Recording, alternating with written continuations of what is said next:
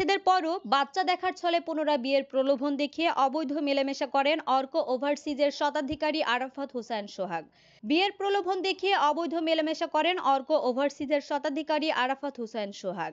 স্ত্রী মর্যাদা ও সন্তানের স্বীকৃতির দাবিতে ভুক্তভোগী খাদিজা আক্তার গত 2024-এর 20শে ডিসেম্বর একটি সংবাদ সম্মেলন করেন ঢাকা রিপোর্টার্স ইউনিট সাগর রুনি হলে।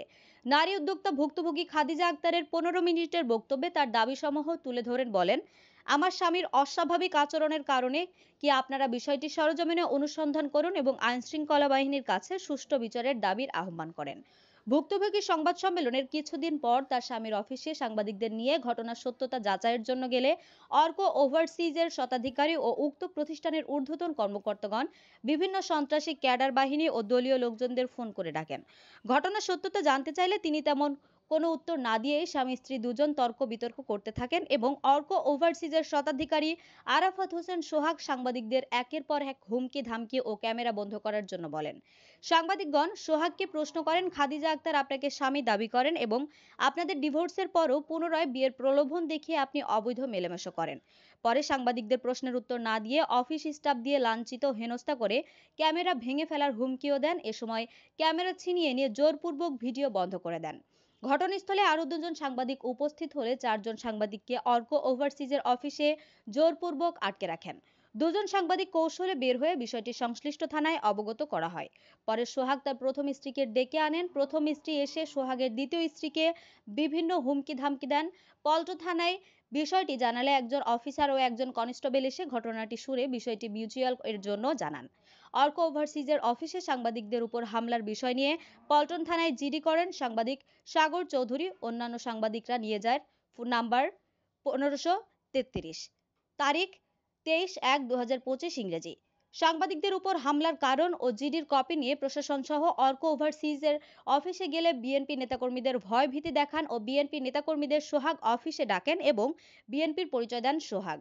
তবে পূর্বে আরাফাত হোসেন সোহাগ আওয়ামী লীগের নেতাকর্মীদের নিকট থেকে বিভিন্নভাবে সহযোগিতা নিতেন এবং সহযোগিতা করতেন। যেহেতু অর্ক ওভারসিজের একটি আদম ব্যবসায়ী প্রতিষ্ঠান, সেক্ষেত্রে সবসময় দলীয় প্রভাব দেখিয়ে বিভিন্ন সময় বিভিন্ন মানুষের নিকট থেকে টাকা হাতিয়ে নেন এবং সে টাকা ফেরত চাইতে আসলে নেতাকর্মীদের ভয় ভীতি দেখিয়ে অঢেল সম্পদের মালিক বনে যান আরাফাত হোসেন সোহা।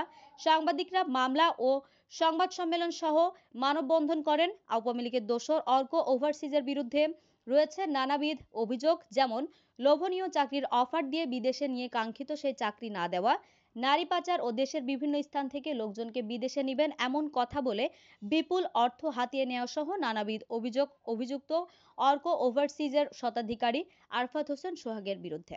ভুক্তভোগী খাদিজা আক্তারের থেকে বিভিন্ন সময় বিপুল অর্থ হাতিয়ে নিয়েছেন আরাফাত হোসেন সোহাগ।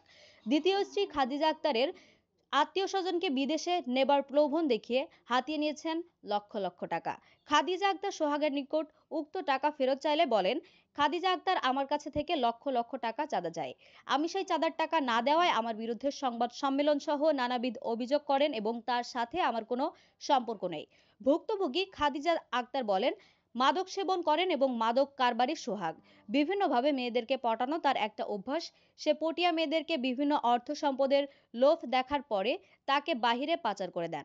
তার অফিসের আশেপাশের লোকজন আরো বলেন সে নারী পাচার করেন সব সময়।